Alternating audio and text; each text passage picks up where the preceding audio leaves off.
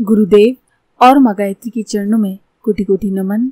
आप सभी को प्रणाम। महर्षि पतंजलि कहते हैं कि जीवन का परम उद्देश्य मोक्ष है। मोक्ष कैसे प्राप्त करें जीवन को जीते हुए, आइए जानते हैं। जीवन का परम उद्देश्य मोक्ष है। इसे कुछ इस तरह से अनासक्त भाव से, राग द्वेष से रहित होकर जीना है, जिससे कि मोक्ष स्वाभाविक फलित हो। ये जीवन स्थूल एवं सूक्ष्म का, जड़ एवं चेतन का विलक्षण संयोग है।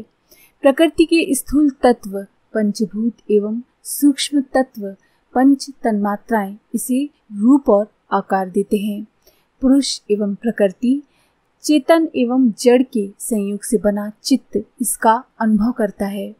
बात अनुभव तक रहे तो ठीक है, परंतु जब अनुभव के साथ आसक्तियां घेरती हैं, राग और द्वेष सताते हैं, तो परिणाम मोक्ष ना होकर कर्म बंधन के रूप में फलित होता है। परम पूज्य गुरुदेव अपनी गोष्ठियों में, चर्चाओं में इस सच को बड़ी मार्मिक रीति से बताते थे। उनका कहना था कि सारी गड़बड़ तब होती है जब व्यक्ति अपना गंतव्य भूल जाता है। यदि किसी को अपने घर से देश की राजधानी दिल्ली तक पहुंचना है, तो उसे सबसे पहले अपने लिए अनुकूल मार्ग एवं वाहन तय करना होगा। उसे सोचना होगा कि ये यात्रा किस रास्ते से करनी है, क्योंकि ये तो निश्चित है कि उसके घर से दिल्ली तक के लिए कई रास्ते होंगे। उसे ये भी सोचना होगा कि उसकी अपनी साधन संपदा क्या है। जहाँ वो है वहाँ से बस, ट्रेन, हवाई जहाज वो क्या चुन सकता है, अथवा उसे पैदल ही जाना पड़ेगा। ये निश्चित कर लेने के बाद उसे अपनी यात्रा प्रारंभ करनी पड़ेगी और इसमें ये सावधानी बरतनी होगी कि राह में वो ना तो कहीं अटके और ना भटके। ये अटकन दो तरह से हो सकती है। पहली, उसे राह में ट्रेन अथवा बस में सफर करते समय कोई उसके मन को भा जाए, अथवा फिर दूसरी स्थिति में उसका किसी से झगड़ा हो जाए। इन दोनों ही स्थिति में उसकी यात्रा अवरुद्ध हो जाएगी। तीसरी स्थिति भटकने की है। इस स्थिति में कुछ ऐसा हो जाता है कि राहगीर अपना मार्ग ही बदल देता है, बस ट्रेन से उतरकर कहीं और किसी और जगह चल देता है। यदि इनमें से कोई स्थिति बन जाए तो फिर वो अपने गंतव्य तक नहीं पहुंच पाएगा। होश आने पर केवल उसे पछतावा होगा। गुरुदेव कहा करते थे कि योग साधक की स्थिति भी कुछ ऐसी ही होती है। प्रकृति के तीन गुण एवं इनके अनेक तरह से मिलने से स्थूल सूक्ष्म में अपने दृश्यों की अनुभूति जीवन में होती है। ये दृश्य व्यक्ति, वस्तु, परिस्थितियों के रूप में अनुभव होते हैं।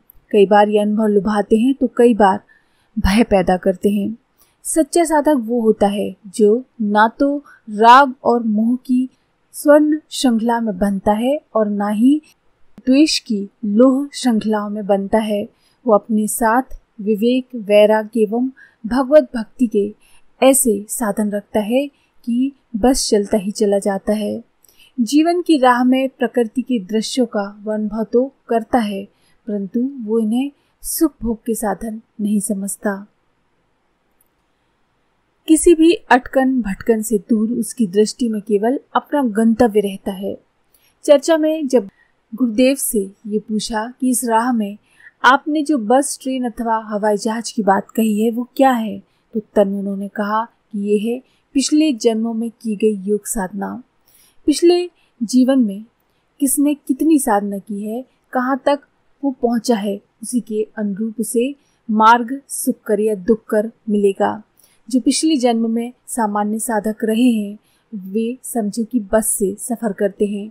जिन्होंने अपनी साधना में प्रकृति की सूक्ष्म परत को पार किया है उनके लिए ट्रेन की उपमा कही गई है, परंतु विदेह या प्रकृतिलय योगी है उसके लिए ये यात्रा हवाई जहाज की तरह सुखद और सुलभ होगी।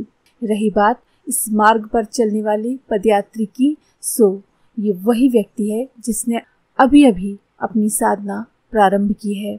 हालांकि उसमें ये भगवत भक्ति है, अपने उद्देश्य के प्रति निष्ठा है तो वो भी एक जीवन में अपने गंतव्य तक पहुंच सकता है, क्योंकि साधन कोई भी हो, कैसा भी हो, अंतिम छोर तक पहुंचने के लिए एक जीवन पर्याप्त है।